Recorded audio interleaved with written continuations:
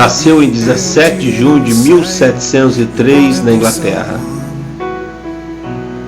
Em 1728 tornou-se professor na Universidade de Oxford, onde formou junto com seu irmão Charles e outros amigos em um pequeno grupo, dedicado à oração, ao culto e ao estudo da palavra. John Wesley começou a se destacar como pregador crescente em todas as formalidades e cerimônias da igreja oficial da Inglaterra, e também disciplina severa. Acordava às 4 da manhã, jejuava com frequência, trabalhando duro e sem descanso, e demandava do seu forte corpo um esforço quase ao limite de um colapso. Visitava os presos nas cadeias, que eram lugares terríveis daquela época, e procurava melhorar ao máximo possível a vida dos prisioneiros. Também ensinava as crianças algo muito incomum para aquela época, já que a igreja não dava muita importância, apesar de toda a sua atividade. E a pregar belos sermões, ainda sentia que a sua vida era estéril. Não influenciava nenhuma vida, não despertava nenhuma consciência, não fazia arder nenhum coração. Viajou a Geórgia, aos Estados Unidos, em 1735 como missionário. E os resultados não poderiam ser piores. Não só não deram ouvido à sua pregação entre indígenas, mas também os brancos o consideraram frio e enfadonho. A situação chegou ao limite quando a mulher que Wesley estava paquerando decidiu se casar com outro. Em pouco tempo a situação tornou-se tão difícil que seus superiores consideraram melhor enviá-lo novamente ao seu país. Em 1738 Wesley descobriu que o problema era que ele mesmo ainda não era um cristão genuíno. Um dia estava em uma reunião no templo na rua Aldersgate, em Londres, escutando a leitura de um comentário de Lutero sobre a carta aos Romanos. Foi-lhe revelado o que significava o sacrifício da cruz, e recebeu a salvação pela fé no que Jesus havia feito. Assim, segundo suas próprias palavras, sentiu seu coração estranhamente aquecido. Mais tarde sentiu segurança e que os seus pecados haviam sido lavados. A sua alma estava sendo salva da lei, do pecado e da morte. E naquele dia, aos 33 anos de idade, experimentou uma conversão genuína. Ele era uma pessoa que havia estado na igreja por toda a sua vida, já que seus pais eram cristãos. Depois de pregar por anos, ensinar, orar, viajar como missionário aos Estados Unidos e supostamente ser um cristão muito devoto, se converteu verdadeiramente a Cristo.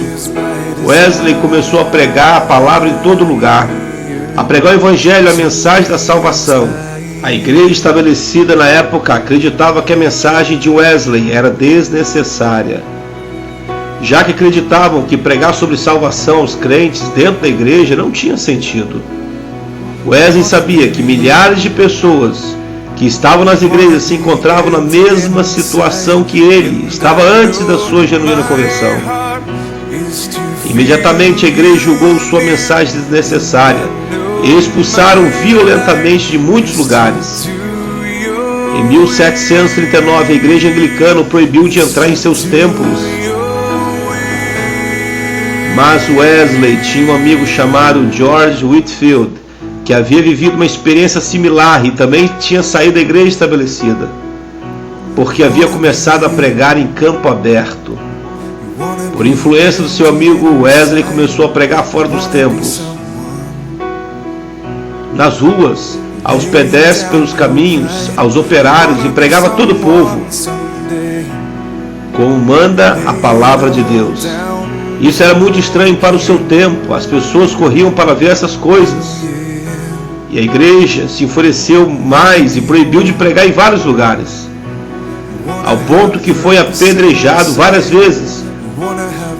Muitos líderes das igrejas se irritavam quando viam pregar em campo aberto. E Wesley decidiu que deveria obedecer a Deus antes que aos homens. Tudo isso foi a motivação para que Wesley criasse a famosa frase: "O mundo é a minha paróquia". Isso queria dizer: vou pregar por onde eu for, onde Deus me mandar, aonde existir pessoas. O mundo é minha igreja. John Wesley começou a viajar por toda a Inglaterra, Escócia, Irlanda, País de Gales, pregando a verdadeira salvação pela fé e o arrependimento, que na prática se traduzia em mudança de vida. Naquela época, o consumo de álcool era uma praga que assolava de maneira cruel as classes mais desfavorecidas. A pregação de Wesley não só ajudou as dezenas de milhares de ingleses a deixarem a bebida, mas também a acabar com os maus tratos familiares.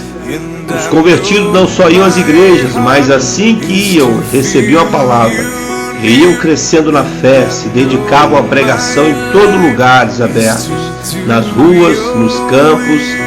Wesley passou a maior parte da sua vida pregando o evangelho em campos abertos e morreu aos 87 anos, em 2 de março de 1791. Hoje em dia é um dos mais respeitados pregadores de todas as épocas. John Wesley, através de um coração abrasado, iniciou um movimento de evangelização, um movimento de fé e coragem que mudou a história de muitas gerações. Hoje, dia 24 de maio, nós comemoramos o dia da experiência do coração abrasado. Purify your mind, wanna be set free today.